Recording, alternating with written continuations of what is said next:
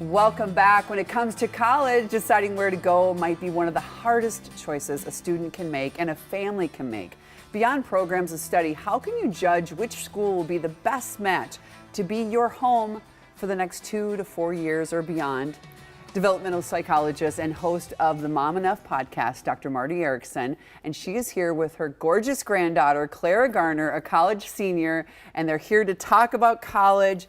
You're a senior at American University. You just came back from the London School of Economics. Congratulations. Thank you. Oh my goodness. I've heard about your, You have. of course, and I know her mom. I brag shamelessly Well, about why this not? young woman. Why She's not? just my sidekick too. Oh my goodness. We've spent a lot of time together. It's great to have you both here. We, of course, in our family have just done the same thing, so I feel it's very, very real to me as well. So let's talk about, you actually thought about or gave us some ideas of how you decided to go to American University and then even, of course, study abroad. So the key considerations when choosing a college. Yeah, so I think the first thing is considering who you are and who you see yourself becoming in college. And then also remembering that you are going to change in college. So you can't exactly predict what school is the right fit. The next thing I would say is that it's really important to apply to a range of schools that you're excited about. It's really easy to focus on these top schools and not really put as much thought or effort into the more achievable or ones that you can actually get into, ones that are for sure. easier to get into. So do you think about the geography of where you want to live, like the weather, or do you think about the size, or do you think about the program? Like, what if you don't know what you want to be, or no, you don't know what you want to do? Of course you don't when you're 18, right? You shouldn't really, Yeah. right? And if you do, you're lucky. So Yeah. did you think right away, I want to live in Washington, D.C. because of the weather or because of the university? I think I was definitely more focused on the university, but I also knew that it has a much kinder climate than Minneapolis does, and that it's a really nice city to live in. So how many schools do you remember? How many schools did you visit when you were a junior and senior?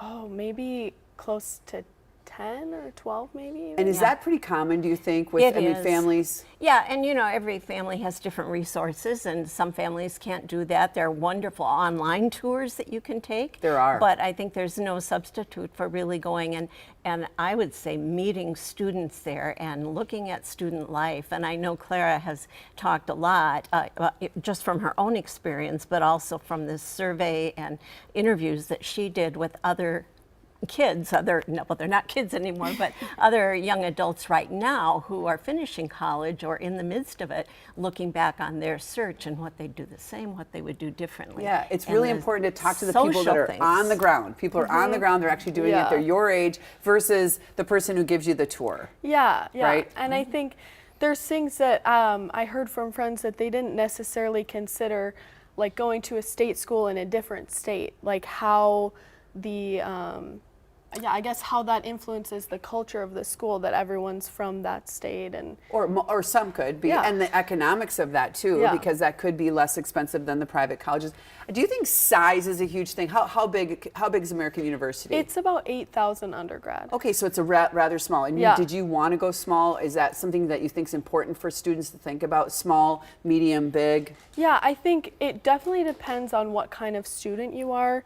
I think if you're someone that's very independent and maybe thrives without as much of the direct in-class engagement, one-on-one with teachers, then a larger school is a great fit. But if you're someone that likes to have more of a relationship closely with teachers, then maybe a smaller school is better. There's so much to talk about with this, and I know that's what the podcast is about, right? Yes. Clara joined Erin and me for this week's podcast. It's up on our Mom Enough website, and it'll be released on Monday, I think, to Spotify and all the other sites where our podcasts go. But she really has a lot of insight, both from her own experience and from these other students that she interviewed and surveyed. So I think it's really worth these prospective students listening to, and the parents as well. Yeah.